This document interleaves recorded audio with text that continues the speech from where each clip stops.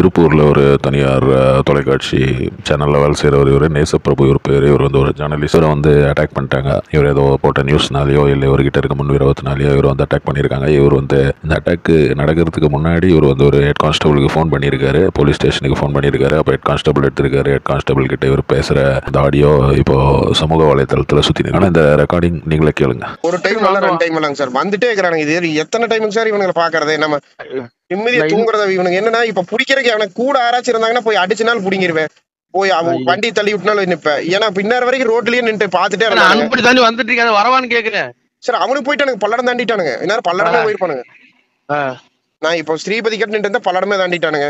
நீ நம்ம பல்லட போலீஸ் கிட்ட சொல்லி நீ அவங்க பிடிக்கும்னு நினைச்சோம்னா அவனுக்கு கேமராலேயே இருக்கிறானுங்க சார். ஸ்ரீபதி கேமராலையும் இருக்கிறானுங்க, பெட்ரோல் பங்க் கேமராலையும் இருக்கிறானுங்க. இப்ப பல்லட வழியை இந்த ஸ்கேரை தாண்டி தான் போவானுங்க. ஆமா, சிவபுரத்துல இருங்க, இன்ஃபோர் நாலேஜ் கொண்டு போயிடுறப்ப. சரிங்க சார், நான் நீங்க கொஞ்சம் சொல்லிருங்க சார். ஆனா எது வேணாலும் நடக்கலாங்க. ஒண்ணுமில்ல, இன்ஃபோர் நம்பர் இருக்கா? காமன் இன்ஃபோர் நம்பர் சார் இருக்குங்க சார். இருக்குங்க சார். நம்பர் இருக்குங்களா? இருக்குங்க சார்.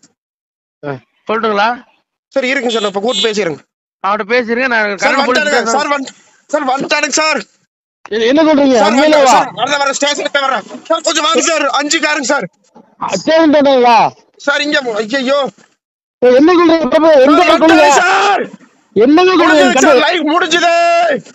என்னங்க சொல்றீங்க? 5 காருங்க சார். இனோவா எட்டிக்கா. இந்த ஆடியோவில் அவர் என்ன சொல்றாருன்னா, நான் வரேன் சார், நான் ஸ்டேஷன் கிட்ட வரேன் அப்படின்னு தான் பேசுறாரு. அதே மாதிரி அந்த ஏட்டையா கிட்ட வந்து ஒரு சாதாரணமாக கேஷுவலாக தான் சொல்கிறாரு. ரொம்ப ஏதோ வந்துட்டாங்க, அதோ இங்கே நின்று இருக்காங்க அப்படின்ற மாதிரி இல்லை. 2 தடவை பார்த்தேன் சார், நாள் பூரா இப்படியே வந்துனே இருக்கானுங்க, என்ன சார் பண்ணுறது அப்படின்ட்டு ரோட்டில் நின்று தான் பேசுகிறாரு. இந்த மாதிரி ஒரு சந்தர்ப்பம் வருது நைட் டைமு. இது நைட் எத்தனை மணிக்கு நடந்ததுன்னு தெரியல எனக்கு கரெக்டாக, ஆனால் நைட் டைம் தான் இது. நைட் டைமில் வந்து நீங்கள் தனியாக போகும்போது, நீங்கள் இந்த மாதிரி இடத்துல நின்று பேசும்போது, இப்போது திமுக ஆட்சி இருந்தாலும் அதிமுக ஆட்சி இருந்தாலும் இல்லை பிஜேபி ஆட்சி இருந்தாலும் யார் ஆட்சியாக இருந்தாலும், எந்த உலகத்தில் அமெரிக்காவாக இருந்தாலும் இல்லை இங்கிலாண்டாக இருந்தாலும், நைட் டைமில் தனியாக மாட்டினீங்கன்னா எந்த இடத்துலையும் கவர்மெண்ட்டால் வந்து உங்களை ப்ரொடெக்ட் பண்ண முடியாது. இந்த மாதிரி சமூக விரோத செயல் செய்கிற நபர்கள் வந்து எல்லா ஆட்சியிலையும் எல்லா இதுலையும் இருப்பாங்க. இப்போ ஆனால் பாதுகாப்பு இல்லாத ஆட்சி, பாதுகாப்பு இல்லாத தமிழகம் அப்படின்ற மாதிரி ஹேஷ்டேக் இது பண்ணி ட்ரெண்டிங் பண்ணியிருக்காங்க.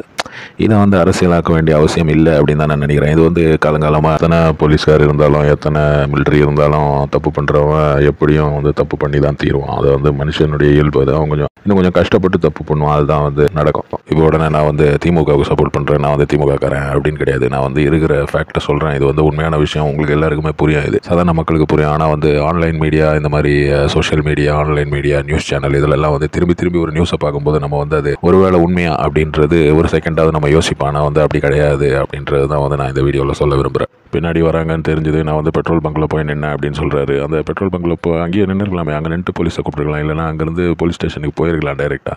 இவர் வேற எங்கேயோ ஒரு இடத்துல ஆள் நடமாட்டம் இல்லாத இடத்துல வண்டி நிறுத்திட்டு பேசியிருக்காரு. அதுதான் வந்து இவர்கிட்ட நடந்த ஒரு தப்பு. அது இவருடைய நேரம் அப்படின்னு தான் நான் சொல்வேன். இப்போ இவரை நேசப்பிரபுவை நான் வந்து தப்பு சொல்ல, நேசப்பிரபுவுடைய இடத்துல யார் இருந்தாலும் இதுதான் நடந்திருக்கும். தனியாக வந்து இந்த மாதிரி இதில் மாட்டுறதுன்றது வந்து ரொம்ப துரதிருஷ்டவசமான விஷயம் தான்.